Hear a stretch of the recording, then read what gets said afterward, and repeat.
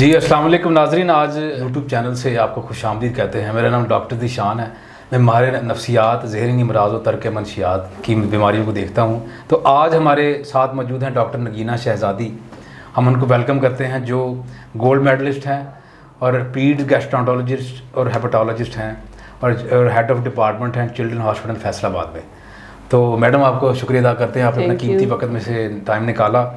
तो कुछ ऐसे बेसिक बुनियादी मसाइल हैं जो अक्सर लोग जानना चाहते हैं कि बच्चों के पेट में जो मसले हैं और उनकी क्या वजूहात है मैडम जी। बिस्मिल्लाहिर्रहमानिर्रहीम। ये बहुत इम्पॉर्टेंट और कॉमन टॉपिक है जो हम डेली रूटीन में बच्चों में देखते हैं और आए दिन पेरेंट्स इस चीज़ को लेके बहुत वरीड होते हैं और डे बाय डे बच्चों की पेट के, मैदे और जिगर के जो मसाइल हैं उनमें इजाफा होता जा रहा है।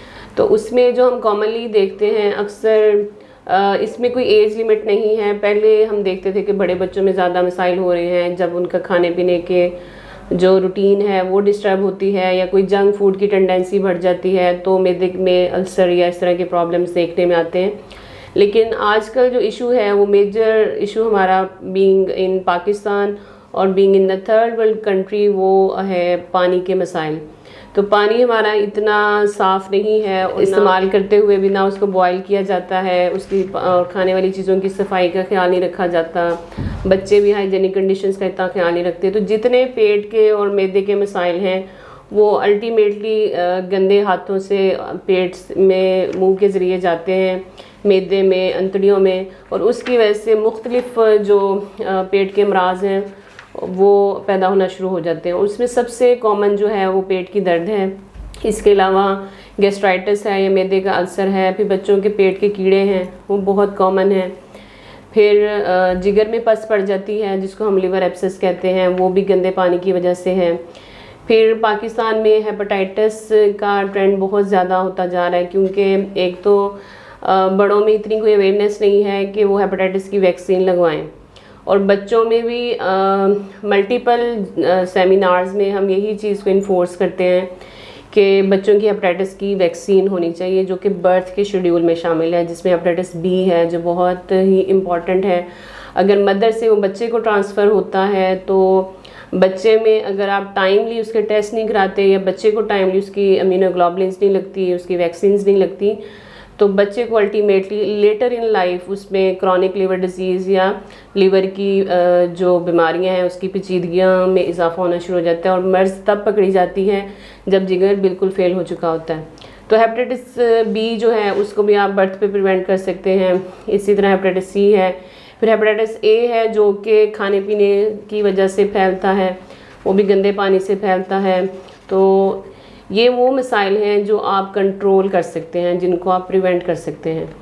तो इनमें जो इसकी शरह है उसमें डे बाय डे हम इजाफा देख रहे हैं। जी मैडम, जैसे आपने शरह की बात की तो इसी अब पाकिस्तान के देही और शहरी इलाकों में इसकी क्या कमी ज़्यादा देखी जाती है? इसी तरह हमारे अवेयरनेस का क्या है कि लोग जो देही और शहरी इलाकों में बीमारी से इलाज करवाने की तरफ कितना राग़िब होते हैं और इनमें पेचीदगियाँ किस हद तक पाई जाती हैं? जैसे आपने इन्वायरमेंटल फैक्टर्स, माहौलियाती तब्दीलियों की बात की, सर्दियों में और गर्मियों में इन मौसमी तब्दीलियों में कैसे देखती हैं आप?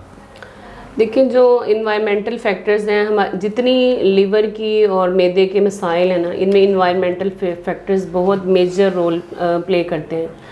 इवन जो सांस की बीमारियां हम देखते हैं बच्चों में, उनमें सीजनल वेरिएशन का बहुत ज़्यादा रोल है। दमा है या एलर्जीज़ हैं, सांस की एलर्जीज़ हैं, कई पेशेंट्स को एलर्जिक राइनाइटिस होता है, नेज़ल ऑब्स्ट्रक्शन होती है, इस तरह के जो मसाइल हैं, नाक बंद हो जाता है, छींकें आती हैं बहुत ज़्यादा। ये सारी चीज़ें इन्वायरमेंटल फैक्टर से रिलेटेड हैं। इसी तरह कुछ डिजीज़ हैं जो जिनको हम ऑटोइम्यून डिसऑर्डर्स भी बोलते हैं, उनमें भी environmental factors play a major role. Like उसमें इन्फ्लेमेटरी बावल डिजीज़ है, सीलियक डिजीज़ है जिसको हम वीट एलर्जी या गंदम से एलर्जी बोलते हैं।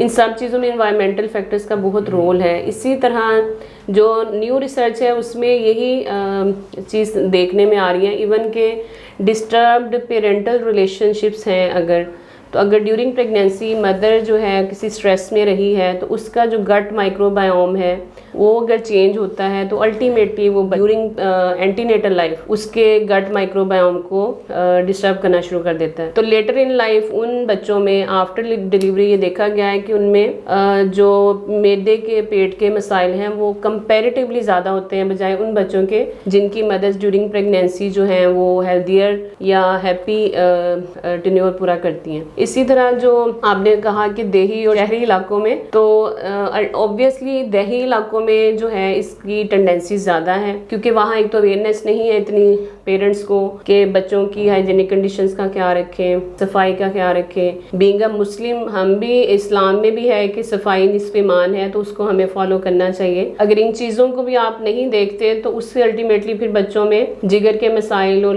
मैदे के मसाइल और अंतड़ियों के मसाइल उनमें की शरह में डे बाई डे इजाफा देखने में मिल रहा है और उसकी वजह से बच्चों में जो पेचीदगियां हैं वो बहुत ज़्यादा हैं। एक लीवर एब्सेस है वो रप्चर हो जाती है फेफड़ों में, पेट में, तो अल्टीमेटली उसमें मोर्टेलिटी या बच्चे की डेथ के चांसेस बढ़ जाते हैं। फिर पेट के कीड़े हैं, उसकी वजह से बच्चे की ग्रोथ इतनी इम्पेयर्ड हो जाती है, बच्चे में खून की कमी, फौलाद की कमी ज़्यादा हो जाती है, बच्चे को बार बार खून लगता है, बच्चे का कद नहीं बढ़ता। आयरन डेफिशिएंसी इतनी कॉमन है कि उसकी वजह से बच्चे की कॉग्निशन भी डिलेड है, बच्चे इतने इंटेलिजेंट नहीं होते। तो अल्टीमेटली इन चीज़ों को हमें ज़रूर एड्रेस करना चाहिए, लोगों को अवेयरनेस देनी चाहिए कि इन प्रॉब्लम्स के स्टार्ट होने से पहले ही हम इन चीज़ों को रोक सकें ताकि लेटर इन लाइफ इनमें जो कॉम्प्लिकेशंस होती हैं उनसे आप बच्चों को बचा सकें। बच्चे हमारा फ्यूचर हैं, हमारी कौम का असासा हैं, तो अगर उनकी नशोनुमा अच्छी होगी तो वो हमारे पाकिस्तान के लिए, फ्यूचर के लिए अच्छा सर्व कर सकें। अच्छा सर्व। मैडम इसमें नाजरीन ये बहुत से ऐसे लोग हैं जो अनअवेयर होते हैं, ये जानना चाहते हैं कि जैसे आपने पेट के मसाइल, लीवर के मसाइल, हेपेटोलॉजी से रेलेवेंट, बच्चों की नशोनुमा, खून की कमी, क्या लोग मेडिकली कॉम्प्लाइंस्ड हैं? क्या वो बच्चों को हॉस्पिटल डॉक्टर के पास, पीड्स के डॉक्टर के पास लेके आना चाहते हैं? और उनमें से ऐसे लोग हैं जो मैंने पिछले सवाल में जब रिपीट किया कि देही और शहरी लोगों की कितनी रेशो है, और आपने डेथ रेशो की बात भी की, और इसके तदारुक हल वो भी लोग जानना चाहते हैं। इसमें देखिए मुख्तलिफ तरह के हैं कि पेशेंट की साइकी होती है।